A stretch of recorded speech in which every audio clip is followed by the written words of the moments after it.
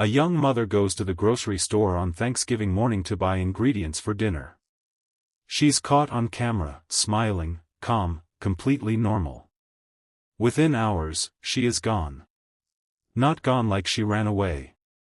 Gone like she was erased. Her car stays parked outside her home. Her clothes stay folded in her drawers. Her documents stay untouched. But she never comes back. The man she was supposed to marry tells police she left him. Her own mother doesn't believe a word of it. And when investigators finally dig deep enough, what they uncover isn't just a murder. It's a plot that had already failed 3 times before it finally succeeded. Kelsey Marie Berreth was born on September 15, 1989, in Moses Lake, Washington. She grew up on her family's farm, working alongside her parents and her younger brother, Clint Berreth. Life on the farm meant early mornings, hard labor, and a closeness to the land that shaped who she was. But Kelsey wasn't just a farm girl. She was fascinated by the sky. As a little girl, she used to watch the crop-dusting planes swoop low over the fields, and she decided right then that she wanted to fly one someday. That dream never left her. After high school, she enrolled in an aviation program, earned her flight certifications, and became a flight instructor. Around 2015, Kelsey connected with a rancher named Patrick Frazee. Frazee lived in Florissant, Colorado, a small mountain community built around cattle and horses. He was rugged, self-employed, and had grown up working the land, much like Kelsey had. The two hit it off, and their relationship moved fast. In May of 2016, Kelsey packed up her life in the Pacific Northwest and moved over 1,000 miles away to be with him in Colorado. Not long after, they got engaged. It looked, from the outside, like Kelsey's dream of building a family was finally coming true. But there was something unusual about their relationship from the very beginning. Even though they were engaged and building a life together, Kelsey never actually moved in with Patrick. She got her own place. And that decision would end up mattering far more than anyone could have guessed. In July of 2017, Kelsey landed a job as a flight instructor at Doss Aviation, a respected flight school in Pueblo, Colorado, that trained pilots for the United States Air Force. It was a serious opportunity, but it came with a catch. The school was roughly 70 miles from Frazee's ranch, so Kelsey settled into a townhome in Woodland Park, a small town about 15 miles from where Patrick lived. Close enough to see each other regularly. Far enough that they were never actually living under one roof. That October, Kelsey and Patrick welcomed a daughter together, a little girl named Kaylee. Co-workers say Kaylee was the center of Kelsey's world. She kept a photo of her daughter on her desk, texted pictures to Patrick constantly, and lit up whenever she talked about her. But behind the smiles, something in the relationship had started to shift. Kelsey didn't know it yet, but the man she was planning to marry had already started making plans of his own. And they had nothing to do with a wedding. Thanksgiving Day, November 22, 2018, started out like any other holiday morning. Kelsey had plans to cook dinner. Investigators would later determine that in the early hours of that morning, between 1 and 4 a.m., there was a flurry of calls and texts between Kelsey's phone and Patrick's phone, more than 10 exchanges in just a few hours. At around noon, Kelsey drove to the Safeway grocery store in Woodland Park with her daughter. Surveillance cameras caught her calmly picking out ingredients for a sweet potato casserole. She left the store at 12:27 p.m. It was the last time she was ever seen in public. Just minutes later, at 12:33 p.m., both her phone and Patrick's phone pinged off the same cell tower in Woodland Park. Then, between 12:54 and 1:17 p.m., surveillance footage from a nearby Walmart captured Patrick Frazee carrying a baby carrier wrapped in a blanket that matched the one Kelsey had been using with their daughter earlier that day. And then, at 1:24 p.m., a neighbor's security camera recorded something chilling. A man matching Patrick's description walking into Kelsey Berreth's townhome. After that moment, there is no more footage of Kelsey. No more sightings. No more confirmed contact with anyone who actually spoke to her. But somehow, her phone would keep sending messages for 3 more days. At first, nobody suspected anything was wrong. Kelsey was a working mother with a 1-year-old, and it wasn't unusual for her to go quiet for a day or two during the holidays. But 3 days later, on November 25th, something strange happened. Kelsey's employer, DOS Aviation, received a text from her number saying she wouldn't be in to work the following week. Patrick also said he received a text from her that same day. And that same day, Kelsey's phone pinged off a cell tower near Gooding, Idaho, nearly 700 miles from her home in Colorado. It made no sense. Kelsey had no friends, no family, and no known reason to be anywhere near that remote Idaho town. And after November 25th, the messages stopped completely. No calls. No texts. No sign of her anywhere. Her mother, Kelsey Berreth, tried reaching out again and again. Nothing. Her brother, Clint Berreth, tried too. Also nothing. By early December, nearly a week and a half had passed in total silence, and Kelsey Berreth couldn't shake the feeling that something was terribly wrong. By the time Kelsey Berreth realized the silence had gone on far too long, more than a week had passed with no word from her daughter at all. This was not like Kelsey. Cheryl would later tell reporters that her daughter loved her faith, loved her family, and loved her job, and that simply vanishing without a word was completely out of character. On December 2, 2018, Kelsey Berreth contacted the Woodland Park Police Department and asked them to check on her daughter. When officers arrived at Kelsey's townhome, her car was sitting right there in the driveway. But nobody answered the door. Without a warrant, there wasn't much police could legally do at that stage, so they turned to the one person who might know where she was, her fiancé. Patrick Frazee told police a story. According to him, Kelsey had broken up with him around Thanksgiving. He claimed she told him she needed space, dropped their daughter off with him, took some of her belongings, including her handgun, and left. He said he hadn't heard from her since, aside from that one text on November 25th. It was a clean, simple explanation. Except almost nothing about it added up. Kelsey Berreth pointed out that she had spoken with Kelsey on Thanksgiving morning itself, and her daughter never once mentioned a breakup. If anything, Kelsey sounded excited about cooking Thanksgiving dinner. And there was something else that didn't sit right. Investigators searched Kelsey's home and found her clothes, her documents, and her personal belongings all still there, exactly the kind of things a woman would take with her if she was really leaving on her own. It was becoming harder and harder to believe Kelsey Berreth had simply walked away from her own life. And the deeper investigators dug, the more the timeline started pointing somewhere very different than a heartbroken woman driving off into the mountains. There was one more thing that gnawed at investigators. Patrick claimed Kelsey had taken her handgun with her when she left, and that she had been acting strangely in the days before she disappeared. He said he was worried she might have done something drastic to herself. It was a convenient thing to suggest, a subtle push toward the idea of a woman who might have hurt herself rather than a woman who had been hurt by someone else. But it didn't match anything Kelsey Berreth had heard from her daughter that same week. Kelsey hadn't sounded troubled. She had sounded like a woman looking forward to Thanksgiving dinner. As detectives pulled phone records, they noticed something odd. Patrick had been repeatedly calling one particular number with an Idaho area code, both before and after Kelsey vanished, the same area code as the strange cell tower ping near Gooding. When investigators traced the number, it led them to a woman named Crystal Lee Kenny, a nurse from Kimberly, Idaho, who had once been crowned rodeo queen of the Magic Valley. When police first contacted her, Crystal Lee Kenny claimed she barely knew Patrick Frazee. She said they were essentially business partners who co-owned a few horses together, and that she had driven all the way from Idaho to Colorado, nearly 1,000 miles, right around Thanksgiving, supposedly to look at buying another horse.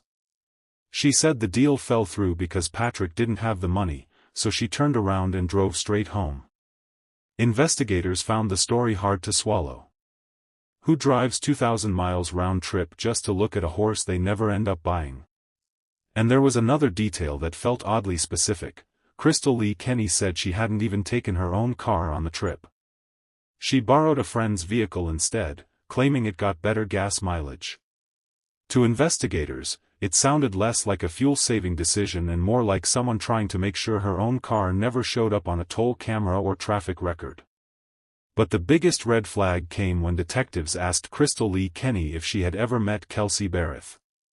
She said no, she'd only heard about her through the news. The problem was, at that point, Kelsey's disappearance hadn't been reported publicly yet. So how could Crystal Lee Kenny already know who she was? Detectives started digging into Crystal Lee Kenny's background, and what they found blew the business partner story apart completely. They spoke with her ex-husband, who told them that Crystal and Patrick had actually known each other since 2006. Patrick was her first love. The two had carried on an on-and-off relationship for over a decade, one that, according to her ex-husband, never truly ended, not even after he and Crystal got married. He said she had still been seeing Patrick as recently as 2017, the very same year Patrick got engaged to Kelsey Berreth. Crystal Lee Kenny had also lied to her ex-husband about her whereabouts around Thanksgiving. She initially told him she'd gone to visit friends. After police contacted her, she admitted the truth, she had actually been in Colorado. Then came one more strange detail. On December 4, the exact same day investigators seized Patrick's cell phone as evidence, Crystal Lee Kenny asked her ex-husband to take her to buy a brand new phone. She claimed she had simply lost her old one. Investigators didn't believe that was a coincidence for a second. And when they got a warrant for her phone data, they found something even more damning. Cell tower records placed Crystal Lee Kenny's phone near Kelsey Berreth's home, not Patrick's ranch, on the morning of November 24. And on the morning of November 25, both Crystal's phone and Kelsey's phone pinged off the exact same remote cell tower near the Colorado-Utah border. It could only mean one thing. Crystal Lee Kenny had somehow ended up in possession of Kelsey Berreth's phone. But why would she have it, unless she knew exactly what had happened to the woman it belonged to? While investigators worked to untangle Crystal Lee Kenny's story, another piece of the puzzle fell into place back at Kelsey's townhome. About 2 weeks after her disappearance, investigators used a chemical called luminol, which reveals traces of blood invisible to the naked eye, inside Kelsey's bathroom. It reacted. Blood, Kelsey's own blood, was found on the toilet, the trash can, the floor, the wall, the door, and even the towel rack. It had been cleaned, wiped away, scrubbed to look invisible, but it was there, spread across nearly the entire room. What made the discovery even more disturbing was who actually found it. It wasn't police, and it wasn't the cadaver dogs that had already gone through the townhome once before and found nothing. It was Kelsey's own family, staying in her home to help search for her, who first noticed something red staining the inside of the toilet bowl. That single detail was enough to bring investigators back for a second, far more thorough search, the one that finally used luminol and revealed just how much blood had actually been spilled inside that bathroom. This was no longer a missing persons case. This was a crime scene. And now investigators had a name connected to two of the biggest red flags in the entire case, a woman who lied about knowing the victim, who lied about her whereabouts, who had somehow ended up with the missing woman's phone, and whose ex-husband had just revealed a hidden decade-long affair with the prime suspect. Patrick Frazee had told his fiancé's family that Kelsey walked away from her own life. But everything investigators found was starting to suggest that someone had made her disappear. And Crystal Lee Kenny knew exactly how. Then, everything changed. Crystal Lee Kenny called investigators and said she had hired an attorney and was ready to talk. When she finally sat down with detectives, she didn't hold back. She told them that Patrick Frazee had killed Kelsey Berreth. And she admitted that she had helped him clean up the crime scene afterward. According to Crystal Lee Kenny, Patrick had been planning this for months, and from the very beginning, he wanted her to be the one who actually did it. He told her Kelsey was mistreating their daughter, using drugs, and drinking excessively, and convinced Crystal that getting rid of Kelsey was somehow the only solution. And so, roughly 2 months before Kelsey vanished, Crystal Lee Kenny says she agreed to try. Their first plan involved poison. As a nurse, Crystal had access to medications like Valium and Ambien. The idea was to slip a dose into Kelsey's drink. But there was one obvious problem: Crystal and Kelsey had never even met. So Crystal drove to Woodland Park, introduced herself to Kelsey in person under the guise of being a friendly new neighbor, made small talk, and handed her the drink. She never went through with it. She hadn't actually poisoned anything. She just wanted to see the woman she'd been asked to kill, face to face. The first plan failed before it even really began. Patrick's next plan was far more direct. According to Crystal Lee Kenny, he handed her a metal pipe and told her to go to Kelsey's home and attack her with it. Crystal made the nearly 1,000-mile drive from Idaho, picked up the pipe from Patrick's property, and actually pulled up outside Kelsey's townhome. And once again, she couldn't do it. She sat in the car for a while, then drove away without ever getting out. Patrick tried a third time. This attempt was almost identical, except this time he left her a baseball bat instead of a pipe. Once again, Crystal Lee Kenny made the long drive, retrieved the weapon, and parked outside Kelsey's home. And once again, she couldn't bring herself to go through with it. 3 separate attempts. 3 separate failures. At that point, according to Crystal, Patrick realized that if he wanted Kelsey Berreth dead, he was going to have to do it himself. On the afternoon of Thanksgiving Day, Patrick Frazee went to Kelsey's townhome. What happened next came out during Crystal Lee Kenny's testimony, and it is genuinely disturbing. She said Patrick blindfolded Kelsey with a sweater and told her they were going to play a scent-guessing game with candles. Kelsey, completely unaware of what was coming, went along with it. The moment the blindfold was in place, Patrick grabbed a baseball bat and beat Kelsey Berreth to death, striking her as many as 15 times. Blood spattered across the walls, the coffee maker, a family photo, stuffed animals, and even the baby gate.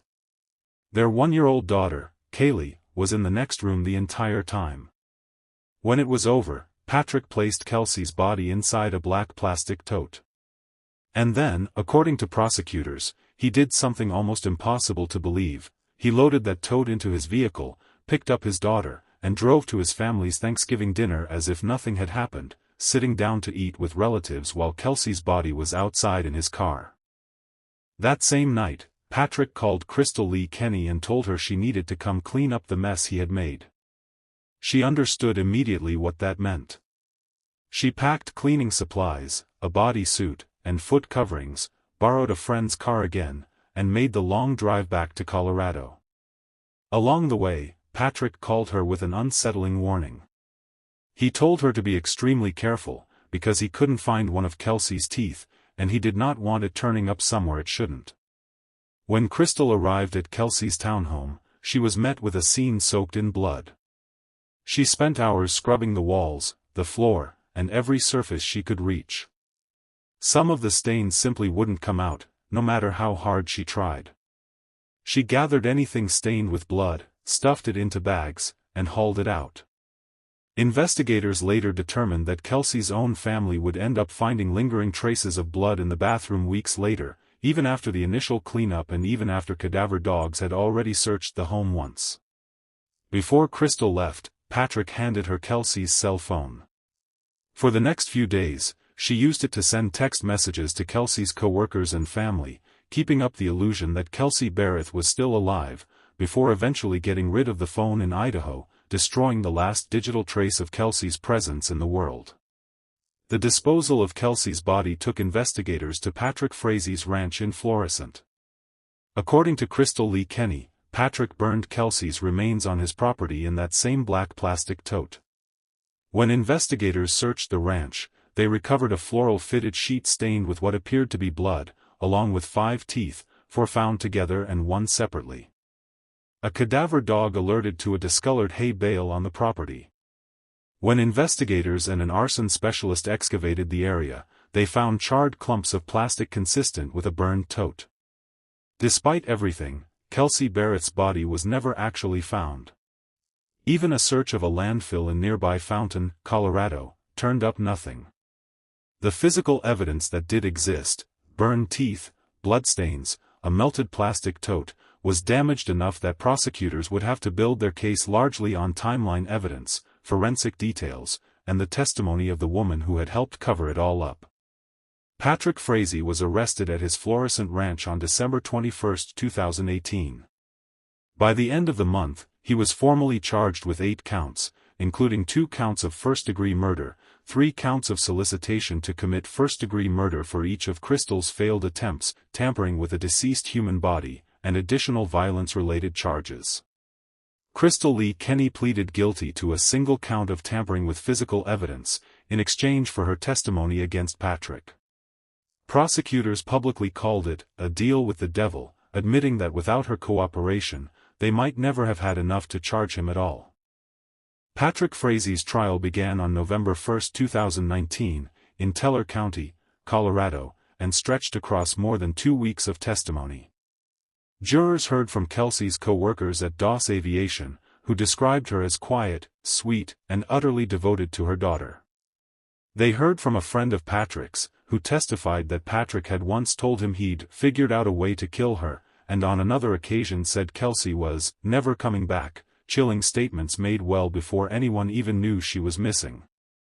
A forensic blood spatter expert walked the jury through the radiating patterns found around Kelsey's fireplace and kitchen, patterns he testified were consistent with someone being struck repeatedly with a bat.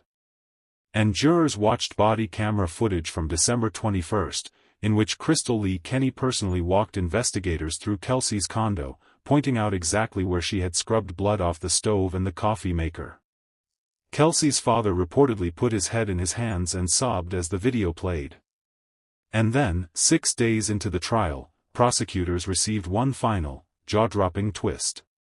An inmate who had shared space near Patrick in the county jail took the stand and testified that Patrick had asked him to arrange the killing of witnesses set to testify against him, using connections to a prison gang.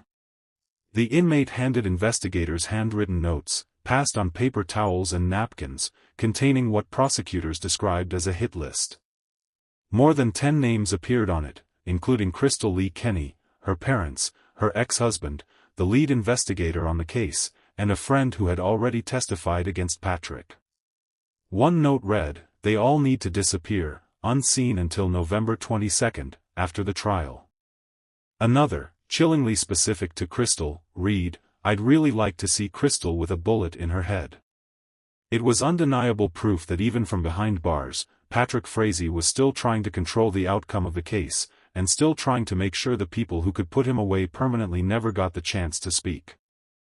On November 18, 2019, after deliberating for less than 4 hours, the jury found Patrick Frazee guilty on all counts. He was sentenced that same day to life in prison without the possibility of parole, plus an additional 156 years. Judge Scott Sells did not hold back in his remarks, telling Frazee directly, "Kelsey spent her last night caring for you. You repay her by viciously beating her to death. Then you burned her body. Your crimes deserve the absolute maximum punishment." As for Crystal Lee Kenny, her path through the justice system was far messier. She was initially sentenced in January of 2020 to 3 years in prison, the maximum allowed under her plea deal. But in 2021, the Colorado Court of Appeals ruled that sentence unconstitutional, finding it exceeded the legal maximum for the charge she'd actually pleaded guilty to. She was resentenced to 18 months, and with time already served, she was released on parole by the summer of 2021. Kelsey Berreth's parents did not hide their frustration, writing in a statement that Crystal was an active participant in the murder. The only thing she didn't do was swing the bat. Patrick Frazee didn't stop fighting his conviction from behind bars. His attorneys filed an appeal, arguing that a caseworker who spoke with him about a custody hearing should have read him his Miranda rights beforehand. The Colorado Court of Appeals rejected that argument and upheld his conviction. He pushed the case all the way to the Colorado Supreme Court, which upheld his first-degree murder conviction as well. Patrick Frazee remains in prison, serving a sentence that guarantees he will never walk free again. In the end, Kelsey and Patrick's daughter, Kaylee, was placed in the care of her maternal grandparents. In a civil complaint filed later, Kelsey's family's attorney stated that Patrick Frazee had been motivated, at least in part, by a desire to gain full custody of his daughter. Kelsey Berreth's body has never been recovered. To this day, her family has no grave to visit, no place to lay flowers, nothing but the memory of a woman who dreamed of flying, who loved her daughter more than anything, and who spent her final Thanksgiving cooking a meal for a man who had already tried 3 times to have her killed, before finally deciding to do it himself. What do you think pushed Crystal Lee Kenny to keep coming back, even after failing 3 separate times? Let me know in the comments below. Thank you for watching.